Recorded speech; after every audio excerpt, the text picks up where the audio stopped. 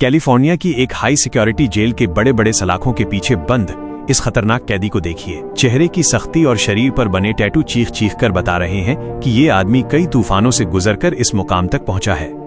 नाम है इसका मनी, लेकिन 10 साल पहले ये कोई क्रिमिनल नहीं बल्कि जैकब नाम का एक सीधा साधा स्टॉक ब्रोकर हुआ करता था, जो अपनी पत्नी कैथरीन और 6 साल के बेटे रॉबिन के साथ एक बेहद खुशहाल जिंदगी जी रहा था। फिर आई वो एक काली रात, जब एक छोटे से हादसे ने जैकब की हंसती खेलती दुनिया को हमेशा के लिए तबाह कर दिया। डिनर पार्टी के बाद घर लौटते वक्त जैकब की कार का भयानक एक्सीडेंट हो गया, जिसमें उसके दोस्त और बिजनेस पार्टनर हार्बर की मौत हो गई। थोड़ी सी शराब पीने की गलती के कारण जैकब पर मर्डर केस दर्ज हुआ। वकील की सलाह पर उसने अपना जुर्म कबूल कर लिया, जिसके बाद उसे 18 महीने की सजा सुनाकर जेल भेज दिया गया। लेकिन ये कोई आम जेल नहीं थी।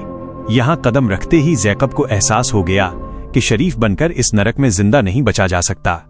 अपनी हिफाजत के लिए उसने पहली ही सुबह एक कैदी पर जानलेवा हमला कर दिया, ताकि कोई उसे कमजोर समझने की भूल न करे। इसके बाद उसकी मुलाकात हुई आर्यन गैंग के लीडर बॉटल से।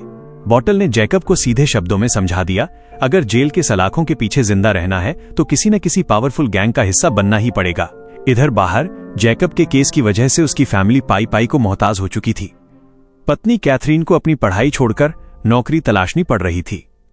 परिवार की मदद करने के लिए जैकब आर्यन गैंग में शामिल हो गया। उसने जेल में ड्रग स्मगल करने जैसे गैर कानूनी काम शुरू कर दिए। जैकब के शातिर दिमाग को देखकर गैंग में उसका रुतबा दिन ब दिन बढ़ता चला गया। लेकिन हर कामयाबी की एक कीमत होती है, और जैकब को ये कीमत एक दूसरे गैंग लीडर का मर्डर करके चुकानी पड़ी। पहली बार जब जैकब के हाथ खून से सने तो उसके अंदर का मासूम इंसान हमेशा के लिए मर गया। अब उसकी बॉडी पर गैंग का टैटू छप चुका था और जैकब इतिहास बन चुका था। जन्म हो चुका था खूंखार गैंगस्टर मनी का। एक दंगे के दौरान पुलिस की नजरों में आने के बाद मनी को 8 साल की और सजा सुनाकर कॉन्करेंट नाम की सबसे खतरनाक जेल में शिफ्ट कर दिया गया।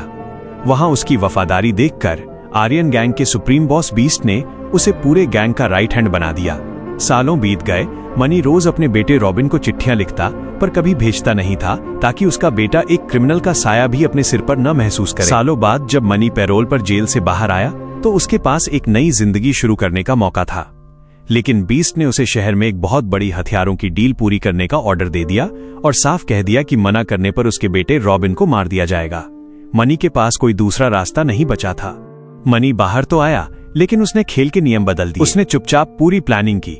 पुलिस इंस्पेक्टर टोबी को हथियारों की डील की लोकेशन लीक कर दी और पुलिस के साथ मुठभेड़ करवाकर गैंग का सफाया करवा दिया। मनी ने यह सब सिर्फ इसलिए किया ताकि वो आर्यन गैंग के चंगुल से हमेशा के लिए आजाद हो सके और इस खतरनाक धंधे में शामिल बेगुनाहों की जान बचा सके। जब मनी दोबारा जेल पहुंचा तो बीस्ट को समझ आ गया कि पुलिस को लोकेशन मनी ने ही भेजी थी। बीस्ट ने चिल्लाकर धमकी दी कि अब उसकी फैमिली को कोई नहीं बचा सकता, लेकिन मनी ने बिना एक पल गंवाए अपनी हथकड़ी खोली, गार्ड को चकमा दिया और बीस्ट के केज में घुसकर उस पर ब्लेड से हमला कर दिया। कुछ ही सेकंड्स में मनी ने उस दरिंदे को मौत के घाट उतार दिया।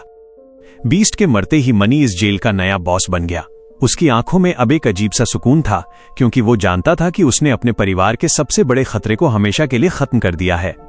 कैथरीन और रॉबिन आज अपनी जिंदगी में आगे बढ़ चुके हैं, इस बात से पूरी तरह अनजान कि एक पति और एक बाप ने उनके सुरक्षित कल के लिए अपना आज पूरी तरह कुर्बान कर दिया।